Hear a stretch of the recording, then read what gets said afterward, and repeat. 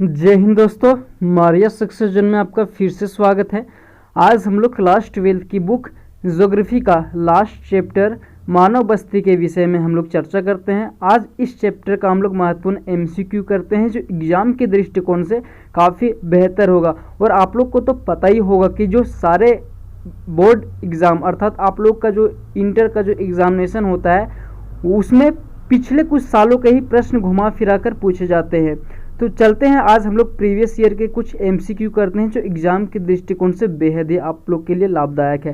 यहाँ पे मेरा पहला प्रश्न क्या दिया हुआ है, देखिए कि नदी के सहारे बसा गांव। देखिए नदी के सहारे बसा गांव किस प्रतिरूप में आएगा। तो नदी के किनारे जो गांव बसा हुआ होता है वह रेखीय प्रतिरूप के अंतर्गत आता है। देखिए मान लेते हैं कि एक कोई किसी प्रकार का एक नदी है और इस नदी के चारों तरफ जो गांव जो बस्तियां बसे हुए होते हैं वो रेखीय प्रतिरूप के अंतर्गत आते हैं। अगला प्रश्न की हम लोग बात करें तो यहाँ पे देखिए अगला प्रश्न हमारा क्या पूछ रहा है, निम्नलिखित में से किस प्रकार की बस्तियां सड़क, नदी या नहर के किनारे होती है। यहाँ पे दिया हुआ है कि निम्नलिखित में से कौन सा जो बस्ती है वो सड़क, नदी या नहर के किनारे विकसित होती है। तो इसका राइट आंसर हो जाएगा रेखीय प्रतिरूप। देखिए यह जो प्रश्न है वो 2015, 2016 और 2018 में पूछा है, तो एग्जाम के दृष्टिकोण से काफ़ी इंपॉर्टेंट है, इसे आप अपने दिमाग में रखिएगा। वहीं अगला प्रश्न की हम लोग बात करें क्वेश्चन नंबर 3 की ओर, तो यहाँ पे देखिए क्या बोल रहा है कि कालाहारी मरुस्थल में कौन सी जनजाति निवास करती है। देखिए कालाहारी मरुस्थल है उसमें कौन सी जनजाति है वो निवास करती है, रहती है। तो इसका राइट आंसर हो जाएगा बुशमैन नामक जनजाति कालाहारी मरुस्थल में निवास करती है। यह प्रश्न 2013, 2016 में पूछा जा चुका है, इसे आप अपने माइंड में रखिएगा, हो सके तो कहीं नोट डाउन कर लीजिएगा। अगला प्रश्न की हम लोग बात करते हैं कि जल अभाव वाले क्षेत्रों में किस प्रकार की बस्तियां पाई जाती हैं। तो जल अभाव वाले क्षेत्रों में प्रकीर्ण अर्थात बिखरे हुई बस्तियां पाई जाती है। ये 2015 में भी प्रश्न पूछा जा चुका है, काफ़ी इंपॉर्टेंट है।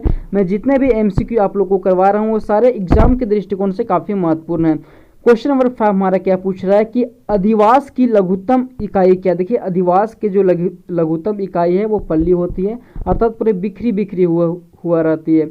देखिए ये जो प्रश्न है वो 2015 में पूछा जा चुका है, एग्जाम के दृष्टिकोण से काफ़ी महत्वपूर्ण है। अगला प्रश्न की बात करें क्वेश्चन नंबर 6 की मेगानगर की जनसंख्या कितनी होती है। देखिए मेगानगर की जो जनसंख्याएं होती है 50 लाख से अधिक होती है, लगभग 1 करोड़ के आसपास। इसका राइट आंसर बी हो जाएगा। यहाँ पे आंसर सी, इस पर ध्यान नहीं दीजिएगा, इसका राइट आंसर बी हो जाएगा। मेगानगर की जो जनसंख्या होती है वो 50 लाख से ऊपर होती है। वहीं बात की जाए मिलियन सिटी की तो उसका राइट आंसर हो जाएगा ए। तो इस क्वेश्चन के अनुसार से इसका राइट आंसर बी हो जाएगा। ये प्रश्न 2014 में पूछा जा चुका है, इसे आप कन्फ्यूजन में मत रहिएगा। अगला प्रश्न की हम लोग बात करते हैं क्वेश्चन नंबर 7 की ओर कि एशियन कहाँ है। देखिए एशियन एक स्थान है वो जो जर्मनी में स्थित है। कहाँ पे स्थित है, जर्मनी में स्थित है। ये 2014 में क्वेश्चन पूछा जा चुका है, काफ़ी इंपॉर्टेंट है। अगला प्रश्न की बात करते हैं क्वेश्चन नंबर 8 की ओर कि बाबा बुदन पहाड़ी स्थित है। देखिए बाबा बुदन पहाड़ी कहाँ पे स्थित है, तो इसका राइट आंसर हो जाएगा ए, कर्नाटक में स्थित है। यह जो प्रश्न है वो 2021 और 2014 में पूछा जा चुका है, इसे कन्फ्यूजन में मत रहिएगा। अर्थात कहने का मतलब है आप कन्फ्यूजन में मत रहिएगा, निरंतर पढ़ते रहिएगा। क्वेश्चन नंबर 9 हमारा क्या है कि वर्ष 2011 के प्रारंभ में भारत में कितनी मिलियन सिटी थी। देखिए मिलियन सिटी का अर्थ होता है कि 10 लाख से क्या, 10 लाख से अधिक। तो 2011 के प्रारंभ में भारत में लगभग 53 क्या थे, मिलियन सिटी थे। इसका राइट आंसर हो जाएगा ए, 53। अगला प्रश्न हमारा स्क्रीन पर क्या दिया हुआ है कि किसी झील के चारों ओर बसा गांव किस प्रतिरूप में आएगा। देखिए किसी भी मान लेते हैं कि कोई यहाँ पे झील है, इसके चारों ओर जितने भी बस्तियां बसी हुई होती है वो किस प्रतिरूप के अंतर्गत आती है। तो ये फिगर से देखने से पता चल जाता है कि किसके आगे, निहारिका अर्थात वृत्ताकार प्रतिरूप में आएगा। यह प्रश्न जो है 2010-2021 में पूछा जा चुका है, काफ़ी इंपॉर्टेंट है। हमें अगला प्रश्न की बात करते हैं क्वेश्चन नंबर 11 क्योंकि पर्वतीय भागों में किस प्रकार की बस्तियां पाई जाती है। देखिए पर्वतीय भागों में किस प्रकार की बस्तियां पाई जाती है, तो इसका राइट आंसर हो जाएगा सीढ़ी नुमा बस्तियां पाई जाती है। यह प्रश्न काफ़ी इंपॉर्टेंट है, 2009, 2019 और 2020 में क्वेश्चन पूछा जा चुका है। अगला प्रश्न की हम लोग बात करते हैं क्वेश्चन नंबर 12 की कि नदियों के डेल्टाई भाग में कौन सा प्रतिरूप पाया जाता है। तो नदियों के डेल्टाई भाग में पंखा नामक प्रतिरूप पाया जाता है, अर्थात बिखरे हुए होते हैं पंखा के आकार की तरह। अगला प्रश्न हम लोग बात करते हैं क्वेश्चन नंबर 13 की ओर कि टुंड्रा क्षेत्रों में एस्किमो द्वारा बर्फ के टुकड़ों से बनाए गए अधिवास कहलाते। देखिए यहाँ पे टुंड्रा कहने का मतलब है बहुत ही अत्यधिक ठंड वाले प्रदेश में जहाँ पे बर्फबारी होती है। तो वहाँ पे किस प्रकार के घर बनाए जाते हैं, तो बर्फ वाले क्षेत्रों में किस प्रकार के घर बनाए जाते होंगे, इग्लू बनाए जाते हैं, क्योंकि बर्फ के घर को ही इग्लू बोला जाता है। इसका राइट आंसर ये हो जाएगा जो बर्फ से ही बनाए हुए होते हैं। अगला प्रश्न की हम लोग बात करें क्वेश्चन नंबर 14 की ओर, निम्न में से किस प्रदेश में प्रलेखित प्राचीनतम नगरीय बस्ती, अर्थात किस प्रदेश में प्राचीनतम मतलब प्राचीन में इतिहास में पूरा नगरीय बस्ती विद्यमान थी? तो इसका राइट आंसर हो जाएगा सिंधु घाटी सभ्यता में।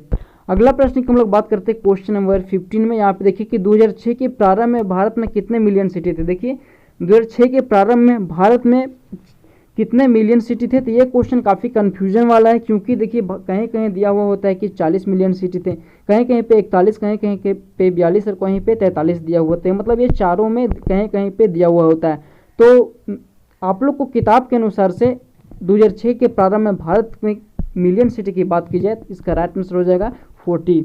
अगला प्रश्न की हम लोग बात करते हैं क्वेश्चन नंबर 16 को। यहाँ पे क्या पूछ रहा है कि विकासशील देशों की जनसंख्या के सामाजिक ढांचे के विकास एवं आवश्यकताओं की पूर्ति में कौन से प्रकार के संसाधन सहायक होते हैं? तो इसका राइट आंसर हो जाएगा वित्तीय। देखिए कोई भी विकासशील देश की जनसंख्या होती है, वहाँ उनके सामाजिक ढांचे के विकास के लिए, उनकी आवश्यकताओं को पूर्ति के लिए उन्हें धन की आवश्यकता होती है। देखिए आप लोग जितने भी न्यू बुक्स निकलते हैं मार्केट में, उस सब में इसका राइट आंसर सामाजिक देखने को मिलेगा, लेकिन आप लोग का जो NCERT बुक है उसमें इसका राइट आंसर क्या दिया हुआ है? ए वित्तीय।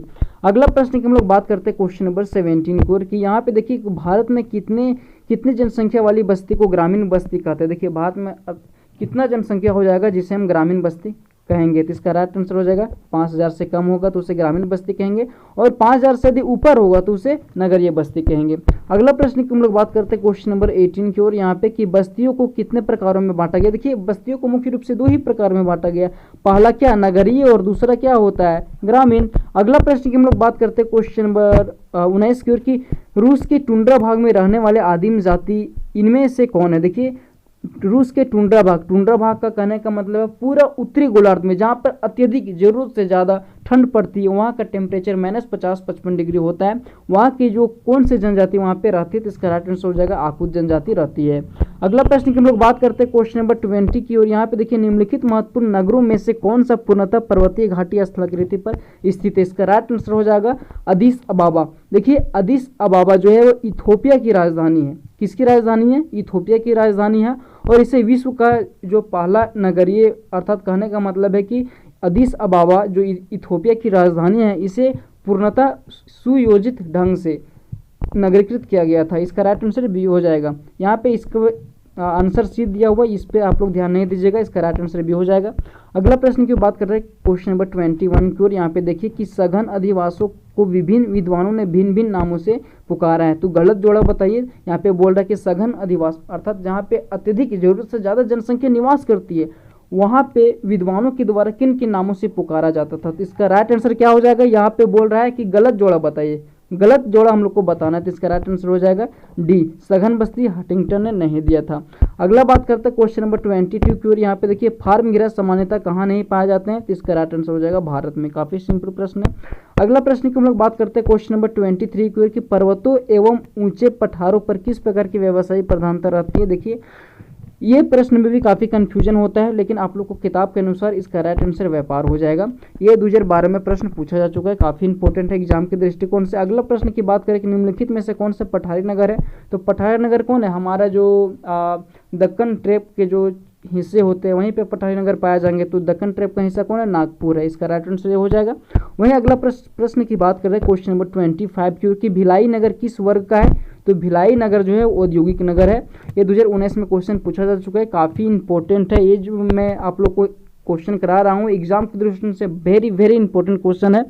इसमें आप कभी भी नज़रअंदाज नहीं कीजिएगा, इसे आप हो सके तो कहीं पे नोट डाउन कर लीजिएगा या फिर बार बार रिवीजन करने का प्रयास कीजिएगा, तभी आप लोग का एग्जाम में अच्छे मार्क्स उठ सकते हैं। और आप लोग को पता ही होगा कि जो एग्ज़ाम है होगा वो मार्च के बाद ही अब होने वाला है। अगला हमारा प्रश्न यहाँ पे क्या बोल रहा है? यहाँ पे देखिए कि ग्रिफिन टेलर के अनुसार नगरों को विकास, यहाँ पे देखिए विकास होगा।